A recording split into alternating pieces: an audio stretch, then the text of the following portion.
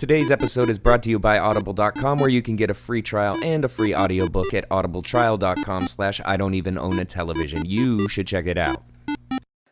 2, 1, 2, 3. There are books that are good, there are books that are bad. There's some books so fucking awful you wish you never had read them at all, 'cause a novel can ruin your life.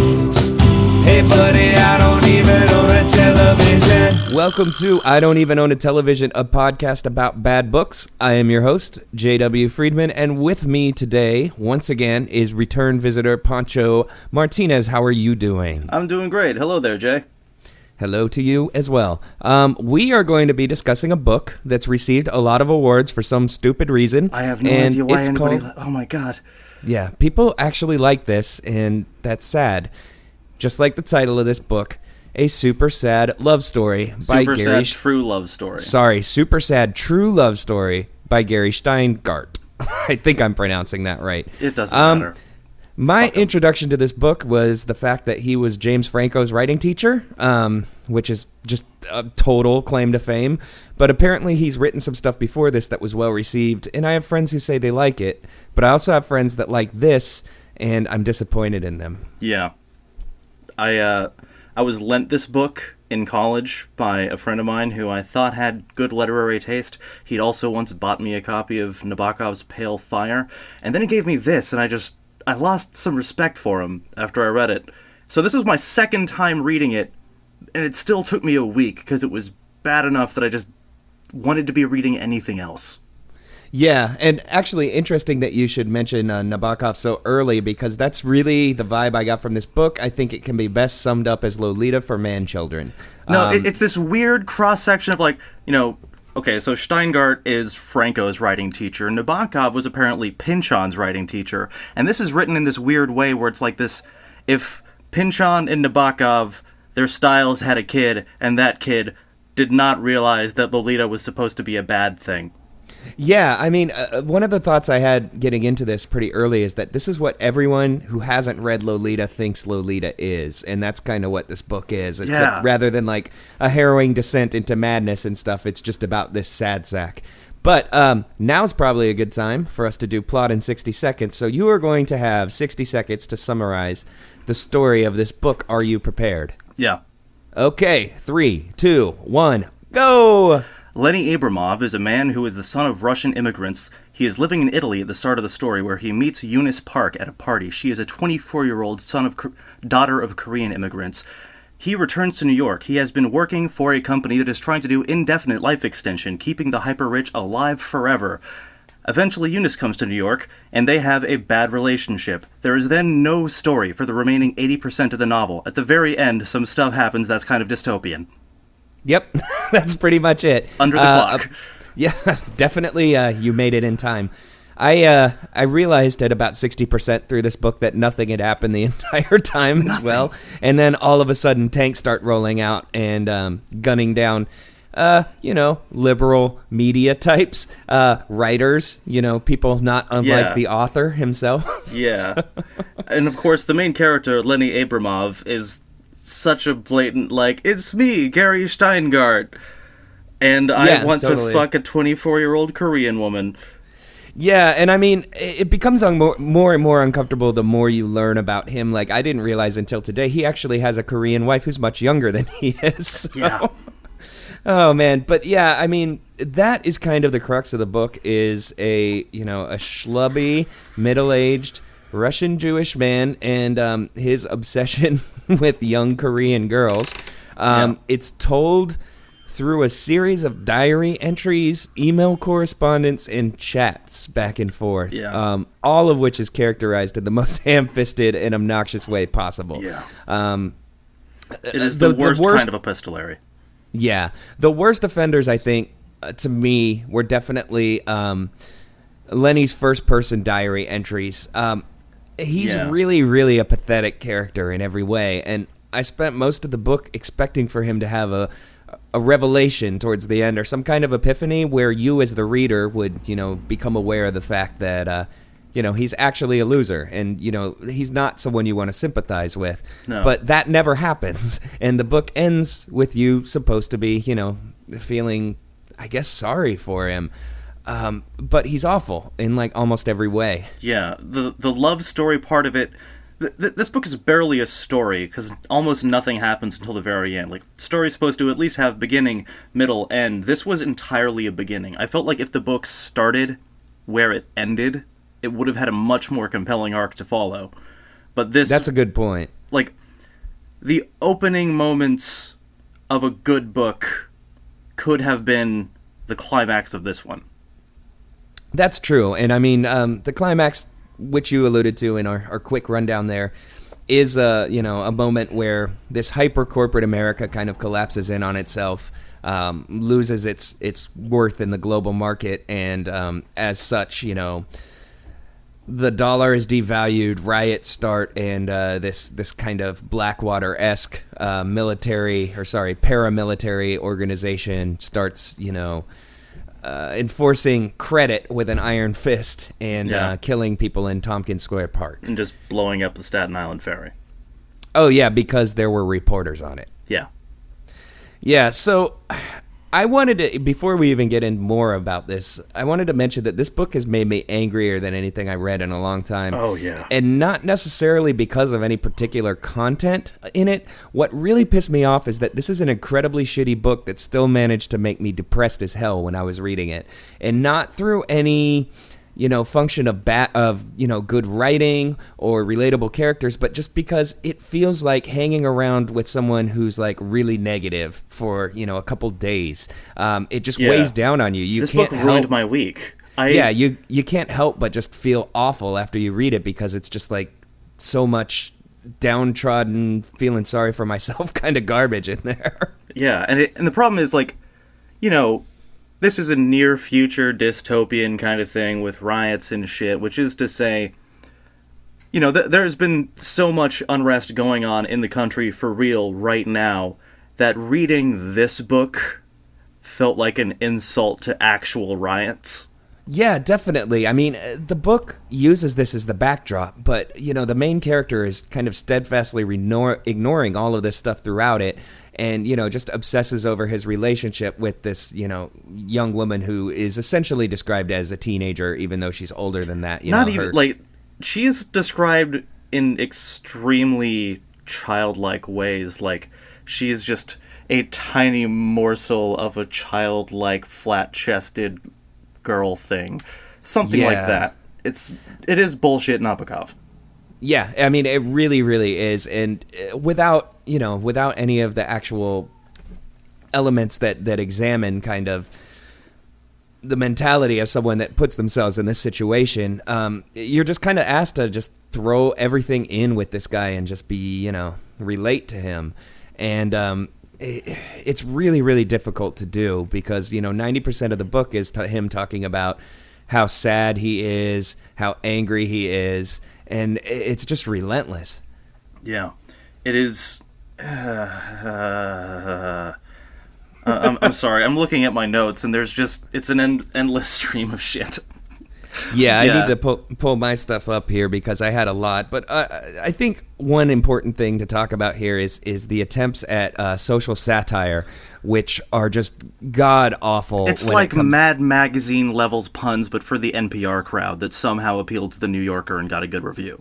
Machiko Kakutani, I think that's her name, loved this. Yeah, a lot of people did whose opinions I normally respect, but I think this kind of ties into something I said a while ago about Ready Player One, in that there's like a certain type of literature where you can really pull the wool over the eyes of reviewers, and I think this is definitely one, because in so many ways, like, it comes off as literary, but when you actually like look under the surface of it, it's just boring and stupid. So. Yeah, and it does have these, like, the most blatantly self-consciously literary aspect of it is that Lenny is portrayed as like the only man who still reads books. Books are uncool to the point of being derided as smelly, and if you are seen reading a book, people will move away from you on public transportation because you're one of those awful book lovers. Unlike in this real world where Gary Steingart is valiantly fighting for the future of literature with this masterpiece. Yeah, it's really, really paper thin. All the characters wear a wearable technology piece called an apparat that is essentially, from my understanding, an iPhone that projects pictures in front of you. Yeah, it's like a hologram projector on your neck. Yeah, and, this is used throughout the book as kind of a stand-in for smartphones, so he can kind of, make his witty observations about kids today staring at screens. Yeah, he wrote this from, 2006 to 2009, so it was right when smartphones were actually starting to become any kind of prominent thing, and, of course, this seems like something a neo-Luddite would write, Yeah, definitely. It's not actually rebelling against any current technology, but it's extrapolating into the future of what it thinks that technology will lead to and saying, well, it's gonna be bad. Yeah. And then, this year, Gary Steingart wrote a review of Google Glass. Oh. Loved it. Man, that's pretty good. Yeah. Yeah, I mean, also, he does something in this book that is lifted almost directly from the pages of Infinite Jest, which is kind of, I think, the gold standard of post-adolescent angst when it comes to this type of fiction. In that, at least that had ambition. I liked Infinite Jest. Yeah, I did too. And I think that in a lot of ways, this book apes it in very obvious portions. For instance, all of the future companies have, conglomerate-style names like Pam Palmolive, Pam Palmolive, Yum Just Brands. say any list of big corporations. It's Land O'Lakes is selling insurance now instead of butter. But it's like, they're called all one word, Land O'Lakes, International Manufacturing, General Electronics, 10 Allied company Waste. names crammed together. Yeah. And it just reminded me of, the David Foster Wallace style of, Year of the Pens and, yeah. Year of the Purdue Wonder Chicken. Yeah, exactly. It was, it felt very, very lifted. Also to what you were mentioning earlier about, the character Lenny being one of the last literary people in the world, I found it pretty amusing that Lenny was really into Russian literature and talks a lot about Dostoevsky and Tolstoy and never mentions Nabokov at all. And I think that was probably pretty intentional because maybe Homeboy realized half through his book he couldn't name drop the guy he's ripping off. Yeah. I mean, the thing that what I think about Nabokov and writers in different languages in general, from what I've noticed of things that I've read that have been translated from different languages, is that the problem with English is that English is, I think, the only language where you can get away and get a reputation as a good writer without actually telling a story or having any decent content, just by having really dense, lapidary prose. And Nabokov is the only writer who originated in another language who seems to be like, oh shit, yeah, I'm going to latch onto this one specific thing and really go buck wild with English as a language and do that. But anything that's, we suffer from a surfeit of synonyms that you can use to just write a book by jacking off with one hand, holding a thesaurus with the other, and banging your face against the keyboard. But, if you read something written in Spanish originally, it's probably going to have a good story and an interesting concept because you can't do that. Yeah, no, that's a really good point. And I would say, yeah, a lot of this book is just it is. It's about a feeling more than a story, and it's about an incredibly juvenile feeling that's described in 80 different ways throughout the course of the book. And it always kind of just boils down to, here's an old man dating a young lady, and he's very self-conscious that she's not going to like him. Woe is me. Woe is me. Yeah. Oh, my life is horrible. And yeah, he's he's incredibly wealthy for the time, but yeah, just refuses to be happy because he needs to be completely worshipped by a 24-year-old girl. Yeah, he cannot survive without an Asian as infantilized fetish object. Yeah, and I mean, I wanted to definitely get to this, and I'm glad you brought it up, is that this book is the Weezer of novels when it comes to creepy Asian fetishization. Yeah. To the point even where, at one point Eunice, the love interest, tells the main character, oh, you just want to date another Korean girl or something. Actually, I wrote down it right here. He describes her as small Korean. I've dated 2 previously, both delightfully insane. Yeah, quote. I mean, there's a ton of just pretty awkward racial stuff in here, and then he also at the same time kind of rails against the stereotyping that the government is doing, which like seems gleefully unaware of the fact that, you know, just before that he was like, these Korean chicks are insane and stuff. Yeah, and also there's a lot of very stylized dialogue from immigrant characters that's written ostensibly in the way that they speak. But I was going to get into this for sure. Yeah, but like his Korean mother character talks like just a cartoon Chinese mother. Like I'm aware enough that people who have different original Asian languages have different speech patterns in English, and this sounds like my former roommate's Chinese immigrant mom, not any of the Korean immigrants I've met. Yeah, it's really it's hard to read because it is, you know, it's definitely written in what he considers to be a dialect. Yeah, it's really awkward and unintentionally funny as well. I was trying to find. I mean, he was trying to be funny, I'm sure, but it's in all the wrong places. It is, and I mean, there's really no place in this book for humor because it's such a, you know, downtrodden thing that even if there was a hilarious joke in the middle of it, you wouldn't notice it. Yeah, I mean, like, it got off to a bit of a good start with the weird immigration process. Like, that was just absurd enough to be like, here's an automated cartoon otter that's going to decide whether or not you can return to your home country. And that seems like just far enough. But then when you continue that absurdity to the point of having Allied Waste, Land O'Lakes, Insurance Company, Korean Mother, just fuck everything. Yeah, the brand names also in this book, I could tell he thought he was really clever by having, you know, clothing companies called Juicy Pussy and Ass Doctor and stuff. But Ass Luxury. Ass Luxury, actually, sorry. It was never made clear if Ass Luxury was a clothing brand or the place where you bought the Ass Luxury. I think that's it may true. have been an online retailer for asswear, including and, onion skin jeans, which are transparent. I was just going to mention those. They're completely transparent and mostly used as a vehicle so that Mr. Steingart can describe women's pubic hair configurations. Yeah. Very little discussion of labia. Yeah, although I think there is one part, but it's just mostly about how he didn't want Eunice to wear them because then people would see her labia. No. He said people... we may be remembering different parts, but I think he was saying he was conflicted about it because, like, they might respect him more if they saw her landing strip. Oh, that's it. Yeah, that's totally it. Yeah. They, this is pardon me. This is a passage that was one of the first points where I realized how creepy this book was going to get.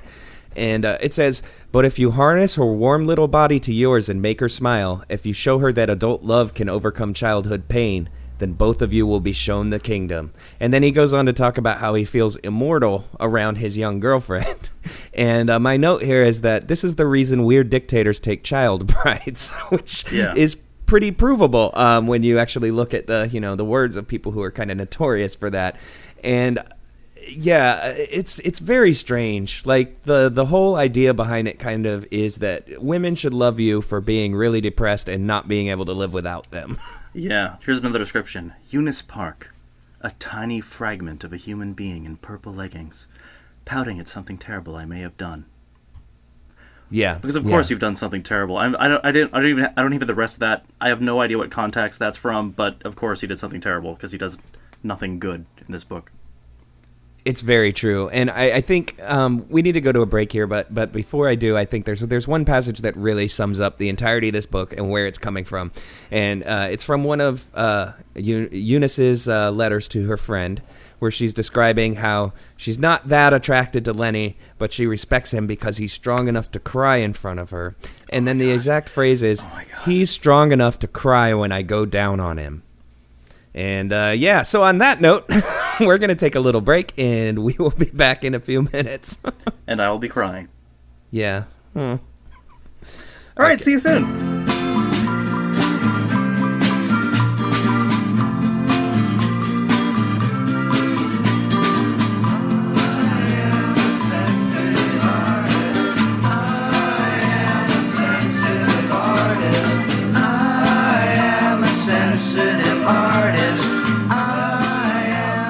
Welcome back to I Don't Even Own a Television. I am Jay Williams Friedman. With me again, Poncho Martinez. Podcast. I don't even own one or something. We are talking about a super sad true love story, which is ironic because it's fiction. It is a somewhat pathetic, fictional, misguided infatuation yarn. That's probably a much more accurate title. Misguided infatuation is a really good way to describe this book. There is no reason for them. They never seem to actually like each other, ever. No, that's very true. And this is kind of the book that you wanted to write in 7th grade if you were depressed because girls didn't like you, you know, and you're like, I'm gonna make them all see the error of their ways and how much they hurt me and stuff. But it's a grown man, which, I don't know. One of the things that I found particularly off-putting is his characterization of almost everyone who isn't him or Eunice. They're all like these weird kind of paper-thin attempts at kind of satirizing, like we discussed before, the future and what technology will bring, to the point where everyone's kind of like a backdrop from community theater, and they really don't exist at any level beyond just like, here's the assholes at work, or like, here's my friends, we call each other Negro even though we're white, and stuff like that. I don't know. And they kind of allude to the fact that, like, you know, like, it's cool to act young when you're old now, but what that kind of boils down to is old men in, like, shirts that say suck dick, like, calling each other homie and stuff. Yeah. I remember very specifically, like, there is one guy who constantly films himself, like, he has an internet reality show that he is the star of, and he has, I think the phrase is something like, he pioneered our edgy racial vocabulary for the entertainment of his viewing audience. Yeah, and their edgy vocabulary. While they call each other Negro all the time. Yeah, like constantly, and it's always spelled NEEE-GRO, just in case you couldn't figure out the ridiculous inflection that a bunch of obnoxious white people would use if they were calling each other that. Yeah. Yeah, and in addition to that is Noah's girlfriend, who also hosts an internet reality show called The Muffin Top Hour, where she consistently laments how fat she is, but of course, here's the joke. She's not fat. Yeah. Satire. Yeah. Yeah, she wears onion skin jeans, I believe. Yeah. Yeah, I don't know. It's very strange. And, like, the idea of the future dystopia stuff could be cool in a story like this, but it only really kind of exists at the moment when he needs to use it for satire, and the rest of the book it doesn't intrude at all. Yeah, it doesn't seem like he thought this out at all. I mean, there is no cohesion to the fucked up world. And I'm sure that you could make an argument that, yeah, of course there's no cohesion to the world at all. It's just some big fucked up slurry as shit, man. But no, this is just stupid. This is just poorly thought out and inconsistent. Yeah, I agree completely. Like, I didn't even realize it was supposed to be the future until about 4 chapters in. And, you know, he had mentioned onion skin jeans at least 4 times by then, and I was just, like, thinking that they were, like, apple bottom jeans or something. So, So, yeah, I don't know. On kind of the topic of the style here, I think that in a lot of ways, this reads like a quirky indie film, but one of the really depressing ones from, like, you know, the late 90s, early 2000s, kind of Garden State era. Yeah. This is like if Garden State was put in a dystopia. I do kind of like the idea of having a dystopian future movie where it is not at all like the point of the movie, and it just blends into the background and everybody has gotten used to it, and then you just focus on this shitty romance at the core of it. Like that as a concept where you consciously do that instead, that could be interesting, but here it is clearly not the intent, and it goes terribly wrong. Yeah, the whole climax of the book, which is about the last quarter, where, you know, the dystopia finally starts to matter, feels like an entirely different novel. And I liked it better.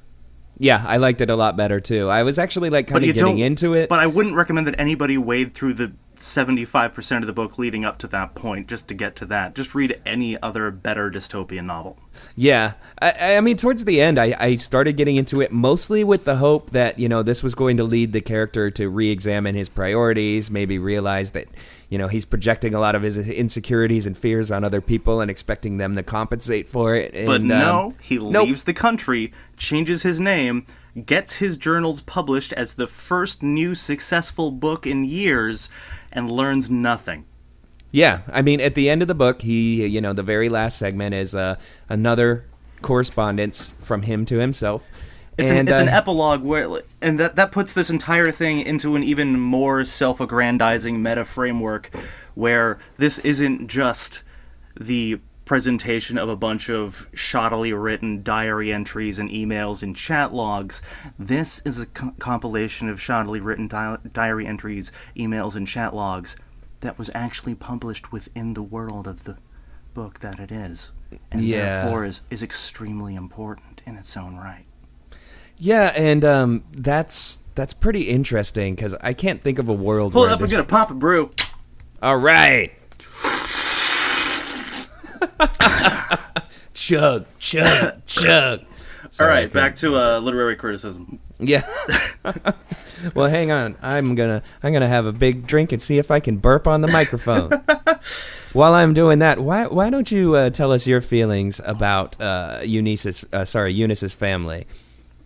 I mean, I don't know much about how Korean families actually function. The book that I read immediately before this is probably not the book that I should have read immediately before this. I read Escape from Camp 14, which is a biography of the only man ever to escape a maximum security North Korean prison camp and escape to the West. So I was like, well, this is less dystopian than that thing that's already going on. So, yeah. But I mean, it doesn't seem too far out there to have, like, okay, there is an overachieving dad who is also somewhat abusive. Bad, but probably the most plausible thing in the book. Yeah, I think, though, what I found kind of annoying about it is the fact that he, describes their family as kind of, this is the way a Korean family is. Like, they're all the same. Yeah, small Korean, I've dated two previously, both delightfully insane. Yeah, he describes his parents as being essentially Russian immigrants, and that is the extent of their characterization, because all of them think and act the same as well. He really seems to mistake ethnicity for characterization throughout the book, to the point where, he's introducing characters by, their racial status before anything else. Yeah, just to emphasize the fact that Lenny Abramov, Russian Jew, has a big nose. Eunice's pet name for Lenny is Kokiri, which apparently means elephant nose in Korean. Yes, and this occurs after an extra specially touching scene where Eunice kisses him at a zoo, and he spends the whole time looking at an elephant and thinking about how it's just as sad as he is. Oh yeah, man, elephants, they have a highly developed capacity for sorrow. Yeah, I'm sure that they also spend a lot of time pining over 24-year-old Korean girls, so... But yeah, I don't know, I keep coming back to this, but it's the thing that really got me the most about this book is just the fact that, this kind of depressing, just it's almost like reading a therapy session in a way. And it just feels it's like a live journal. Actually, that's exactly the phrase I used in one of my notes, was that this is live journal the novel. And, the parlance that it's written in definitely doesn't help. For all of his attempts to be, hip and topical and stuff, he very much comes across like a dad on MySpace. It does. It's this weird combination of dad who doesn't know how to use the internet and Nabokov ripoff. Yeah. Also, I think... it's kind of telling, and I doubt this was intentional, but it was an attempt at satire, I think, and that the way everybody communicates in this book in real time is through a chat network called Global Teen that's become so popular, people keep their accounts on it after they're adults, and when they talk to each other, they refer to it as teening, and all of that made me very, very uncomfortable, given the weird kind of stunted development, arrested development, man-childy nature of the story, and the fact that the guy likes young girls so much. Just the whole teening thing, anytime it came up, it kind of made me shudder a little. I'm not a pedophile. I'm an ephebophile. There's a difference. He strikes me as the type of dude who has probably had that argument before. Yeah. On Reddit or something. There is the early sequence where before he returns to the United States from Italy, he's been fucking this Italian woman named Fabrizia, I think. It's there's this weird thing when he's looking at Eunice, and it's like, oh wow, this like tiny childlike flat-chested thing with no ass. Maybe this is what I need instead of a real woman with pubic hair. Yeah. Also, there are quite a few sex scenes in this book. But they only actually have sex once when it's described, and the rest of it is always Lenny going down on her because he's such a selfless guy, and he wants you to know it. So there's all this is a political act. Yeah, there's all this sex isn't what I was interested in. And the Korean mom refers to sex as like giving up the mystery. Yes, and Eunice in her letters to her friends refers to it as magic pussy time. Yeah. Yeah, that's the caliber of... More accurate, I guess. That's the caliber of writing that we're talking about here. Magic pussy time. It is bad writing that is sheathed in an ostensible satire. Yeah, I mean, there's total surrender underwear, which are panties that come off when you push a button on them. And that could be handy if you're just like, it's been a long day, I don't even want to bend over to take them off. Like, I know that I would actually probably pay to have clothes that would just explode off of me when I press a button. One, just in terms of like, okay, I've spilled something on myself, gotta get these in the wash now. And two, it would be great for dramatic sex, as is the use in this, where it's just like, hey, honey, what's up? Click, bam! Yeah, there's that. There's nippleless bras are incredibly popular in this fantasy world. Yeah. There's transparent jeans, which we mentioned before. Onion Trying to remember what other weird and gross stuff there is. I think that's probably about it. It's worth noting that the men in this dress exactly like men dress now, however. So. Well, no. I mean, there's the weird, like, shirt with suck dick in giant letters on the front. I mean, they're not as objectified, but they are certainly as... they're more regressed, it feels like. Yeah, I mean, it really feels like he's kind of trying to make a point, the author in this case. Oh, by the way, suck dick is spelled S-U-K-D-I-K. Yeah, that's an important distinction. It's like those FCUK shirts. Yeah. But, French Connection, United Kingdom. Yeah. Mm-hmm. Yeah, I think repressed is a good way to put it, and I feel like the author was trying to make the point, you know, some kind of like, hey, look, all these grown-up men acting like young frat boys, and that's where society is going. You know, men aren't learning to be adults and things like that. And Lenny, on the other hand... Acting like a frat boy isn't cool. Yeah. You know what's cool? Fucking books. young Korean girls. And books. And books. I mean, I think books are pretty cool, but books are for nerds, Jay. I don't think that having a huge collection of books makes you sexually irresistible, though. Well, then I am boned.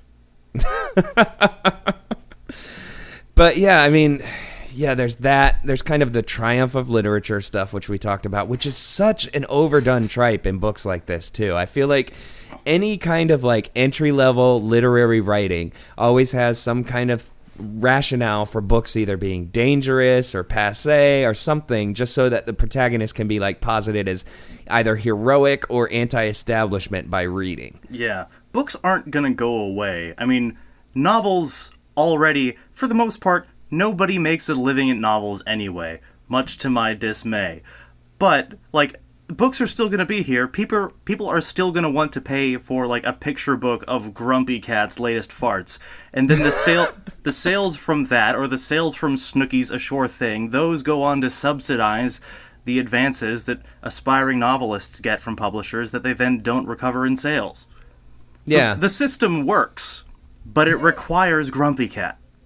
Yeah, it does. And I mean, you know, this book is just so heavily into kind of, you know, parodying, this is the quote-unquote, Grumpy Cat future. Yeah, it is. It's the Grumpy Cat future as told kind of like by a guy who doesn't quite understand what's going on now. Yeah. Like he's like, look at these kids staring at their screens, tapping around all the time. Like, what's going to happen to writing? No one knows how to spell anymore. 4 years later, I will write a review of Google Glass. Yeah, I mean, I didn't know that. That's pretty egregious considering all the technology in this book that is, brought up as just this, isn't this ridiculous? Wouldn't it be crazy if this happened? People are dumb kind of nonsense, Yeah, like there's a great deal spent on like the vicious absurdity and madness of what it would be like to be able to film people around you at all times. And then the same author 4 years later is talking about how like I love this thing, it's all I use it for. Yeah, gross. This book had a trailer, which you sent me. I didn't get a chance to watch a bunch of it because my internet sucks right now, but it does start out with some hilarious tomfoolery and believe has a testimonial from James Franco in it, which is the mark of an awesome piece of literature for sure. At the beginning of it, it says something about how he's written this whole book while harboring an awful secret, and I was like, oh, cool. So some kind of pederast thing, right? And nope, he turns to him and he yells in a fake accent, I can't read! I can't read! And he's holding a book upside down, and then the rest of the thing is him, like, teaching his course on writing, but the entire course is just, like, how to behave at a Paris Review party, and he's teaching nothing but, like, how to swirl wine in a glass and make a face.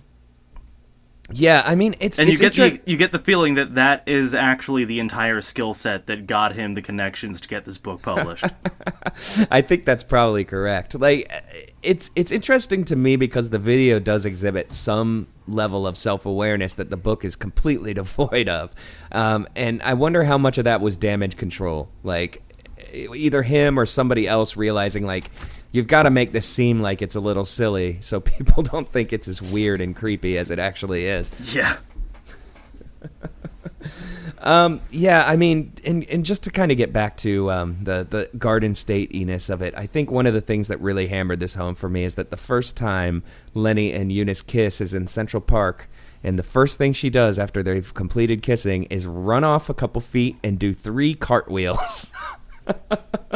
At which point, like, any number of happy indie rock songs could come in, and the camera would pan up to the sky, and Joseph Gordon-Levitt would look wistful or something. So, you know what just occurred to me when you said any random pop song?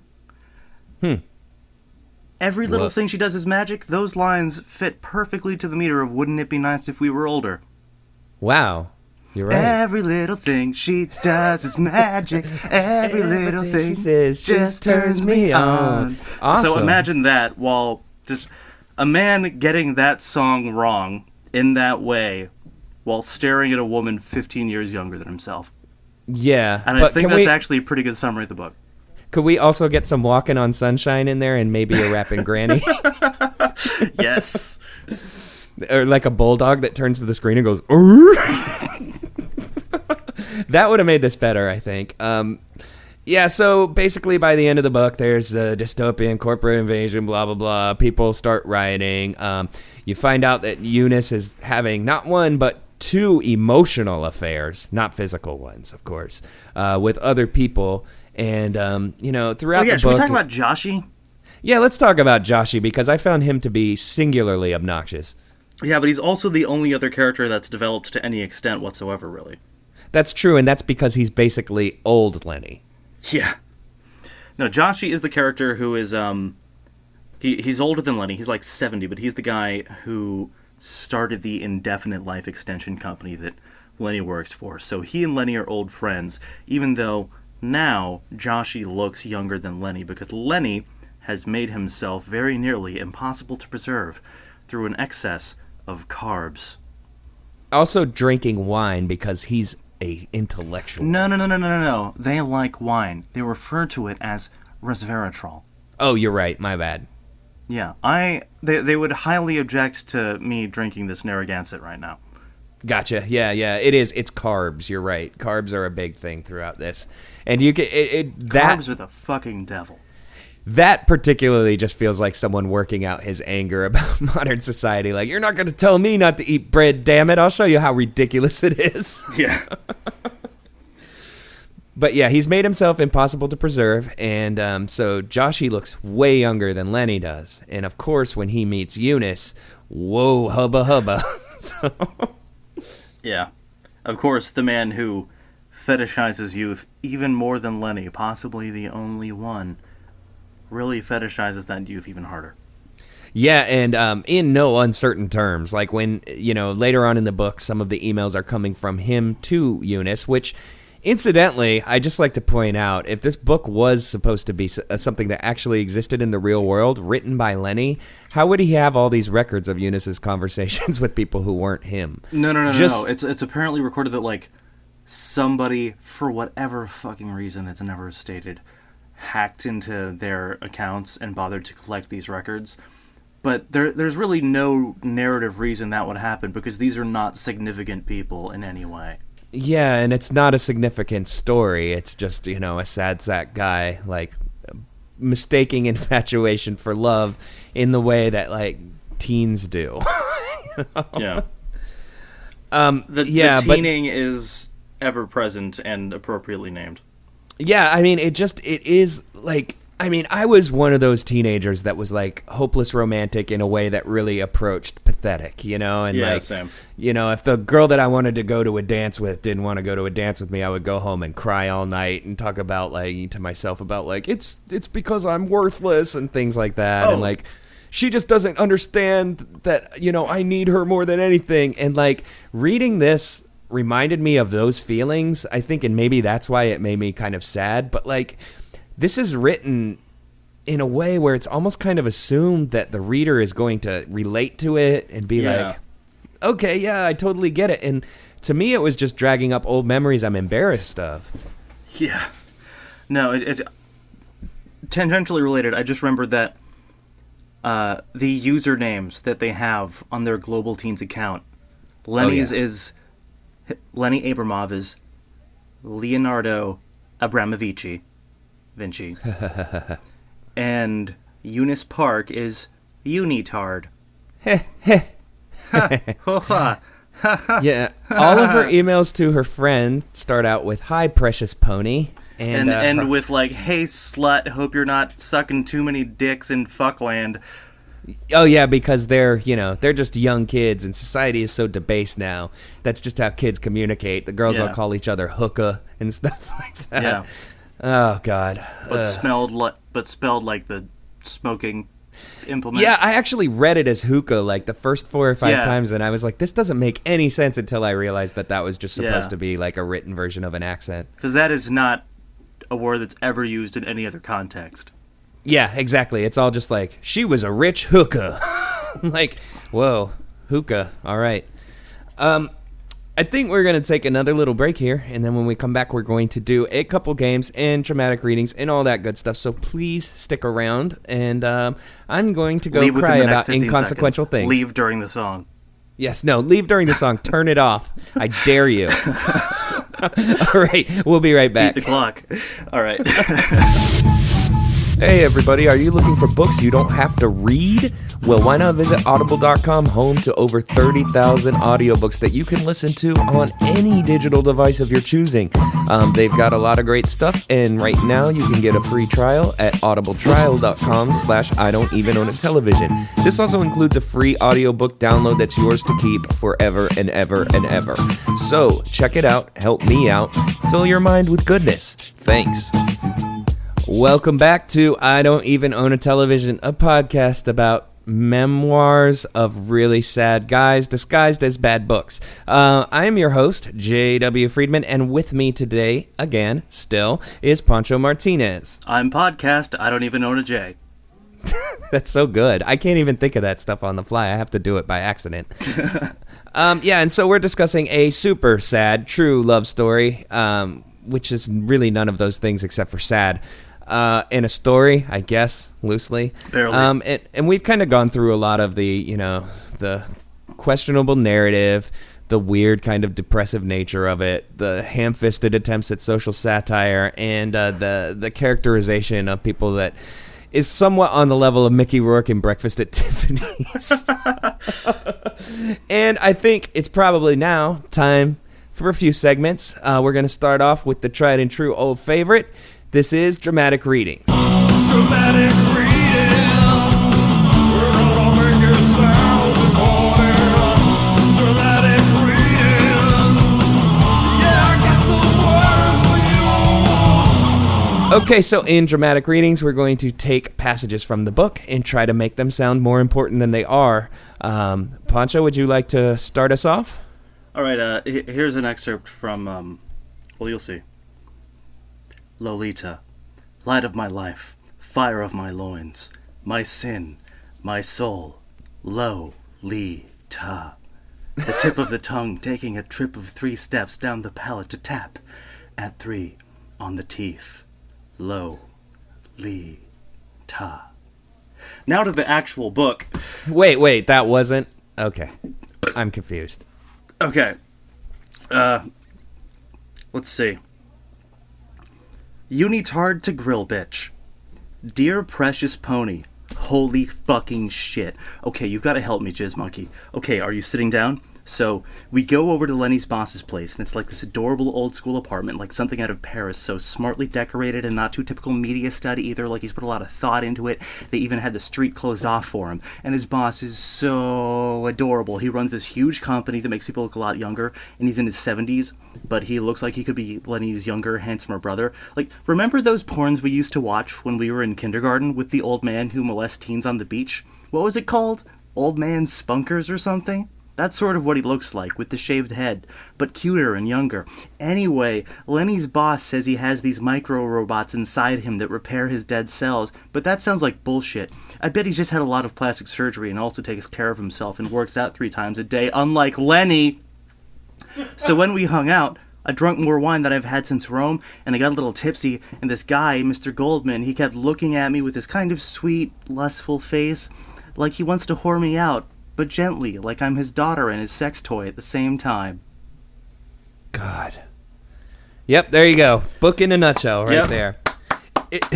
Excellent. It's also worth noting that not only is Eunice essentially characterized as being brainless every time she talks, she's also characterized as being really conniving and manipulative, and most of the time, her behavior, when you read it, seems like a pretty logical response to, being stuck with this weird, sad man.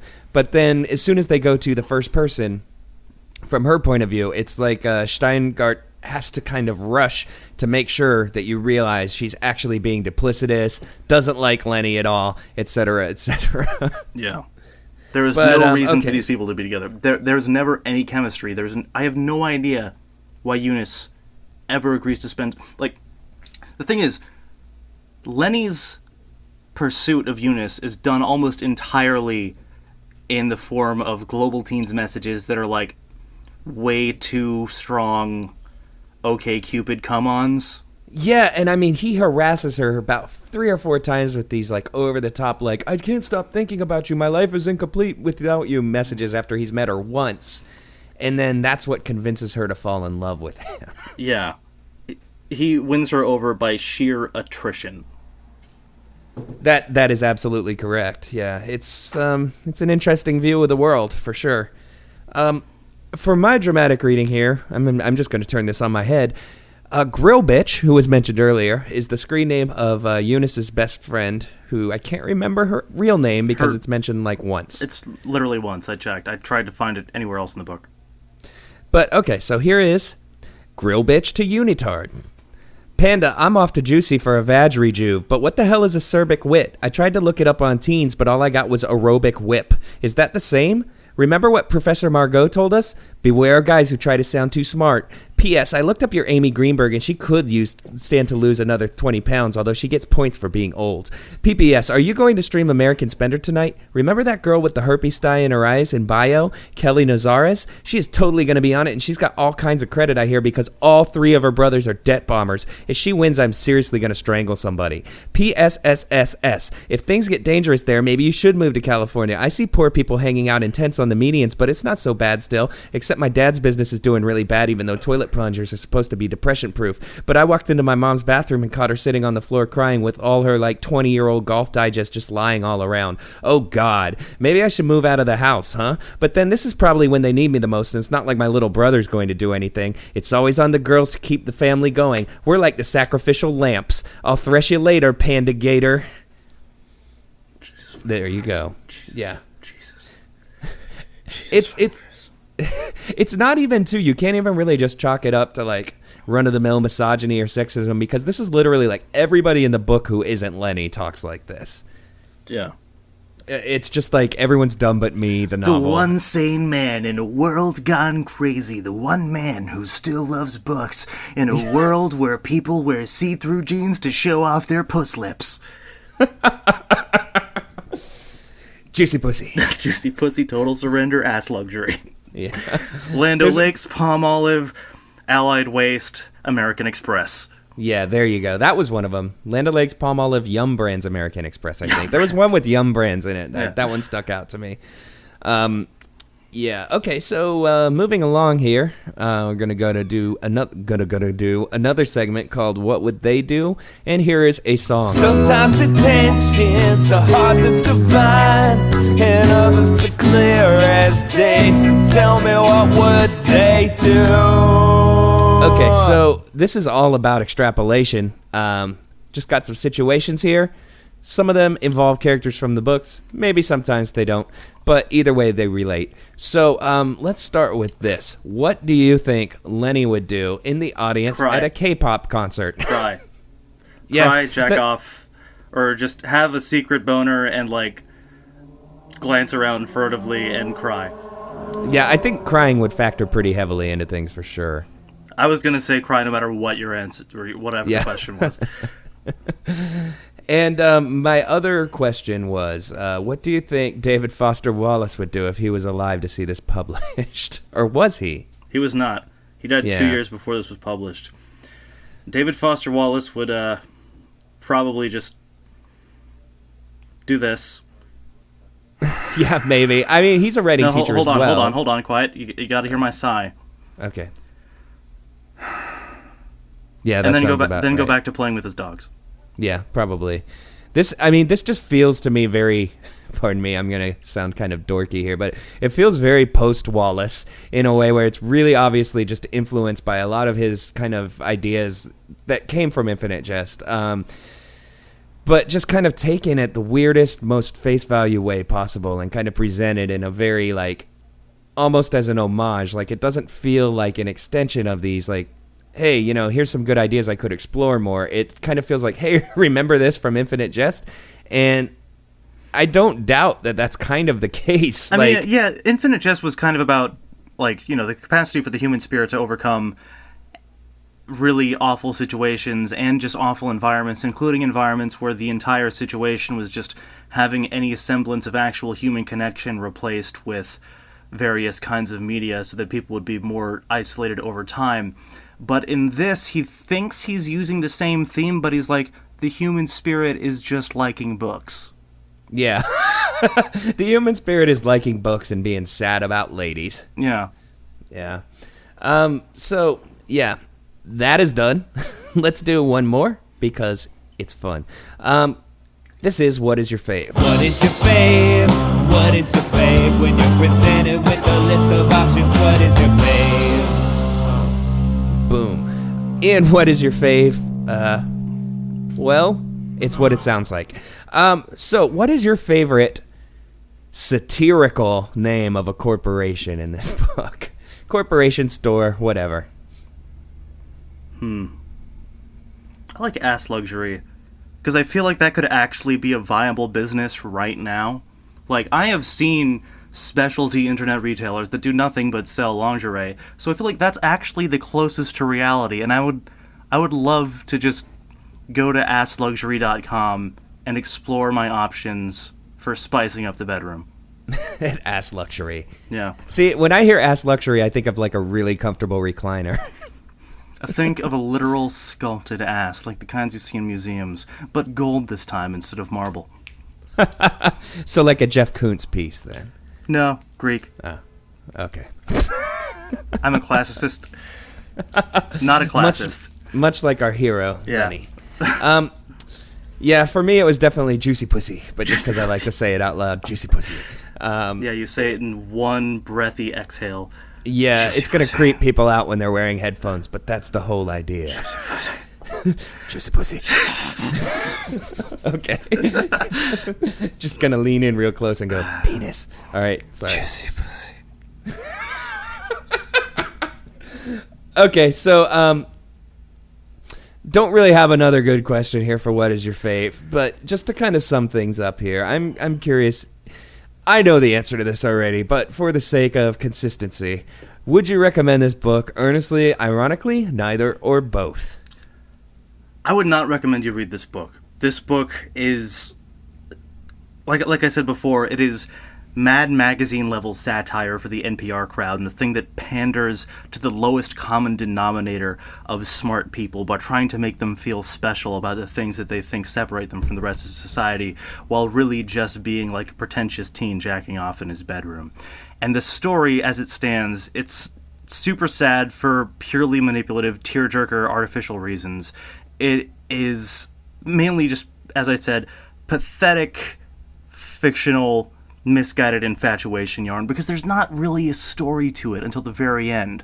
Like, there's ostensibly there's no real arc to the relationship. It's just he pursues her, they hang out briefly, they fight nonstop and never have any chemistry, they break up, and then the United States is just over, and eventually a helicopter shoots some missiles at the Staten Island Fair, and you're like, oh, some action, some anything aside from the internal monologue of an awful man.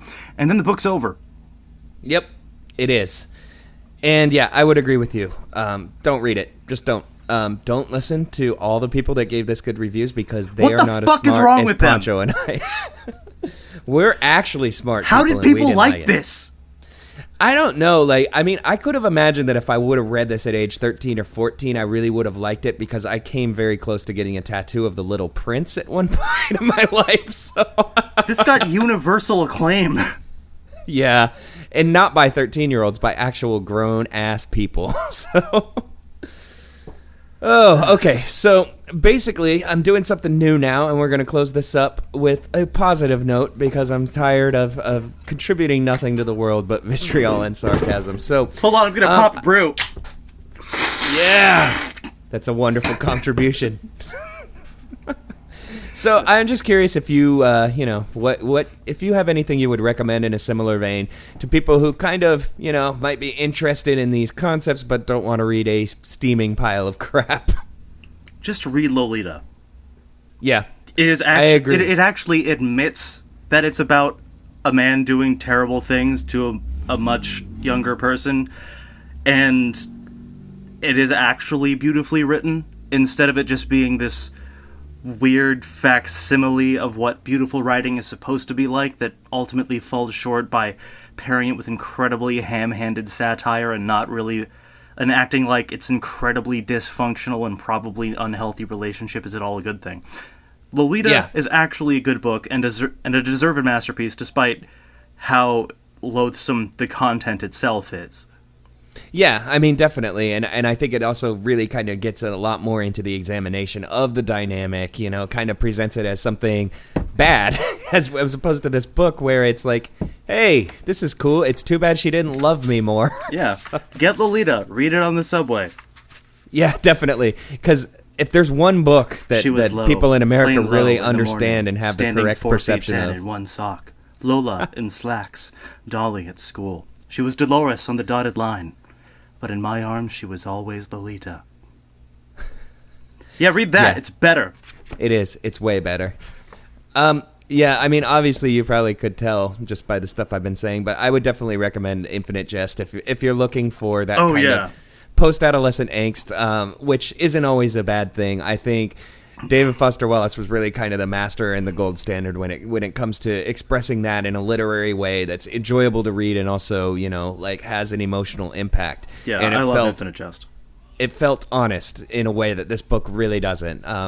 Manipulative is a really good word to describe this book, because I felt like I was having my buttons pushed, but not as a result of the narrative, as the result of someone very cynically trying to hit the right beats to make me feel sad. You could not possibly accuse Infinite Jest of being insincere. Infinite Jest is like 1,000 pages of a good long scream in the air. And exactly. This it is not from the heart whatsoever. Yeah, it's ironic, because I would say it's a little too self-aware to be sincere, but then on the other hand, the self-awareness is all in the wrong places. Yeah. But okay, so that's pretty cool, and I think we're about done. So Poncho, before we go, how can people keep up with what you're doing, get a hold of you, etc.? I am Premium Pom Pom on Twitter. Username matches the picture, which is of a Pomeranian, and the display name is Velveeta Bloodfucker. And, of course. And you can imagine a Pomeranian waddling up to you and looking at you and saying, "Hello, my name's Velveeta." And I would prefer that you do that in that voice for every single one of my tweets. Very cool. And yeah, I'm just gonna stick with that. There's nothing else I'm doing worthwhile at the moment. Okay, well, next time, yeah. you know, I'm sure you'll be a contributing member of society. Yeah, I better be, motherfucker. And yeah, if you want to get a hold of me, I don't even own a television at gmail.com, or visit our website at idon'tevenownatelevision.com, where we link to social media. I also wanted to mention that we're now on Stitcher, so I've gotten some people asking about that. If you have Stitcher, you can now listen to the show on it, so enjoy. And on that note, I guess we're going to head on out, so thank you very much for stopping by again virtually. Thanks for Mr. having me, Poncho. Jay. Bye. No problem. Goodbye. Yay. Goodbye, audience. Bye. All right, We'll I miss will. you. I will thresh you later, Panda Gator. And to everybody else, keep reading crap. My global teen's name is Grill Bitch.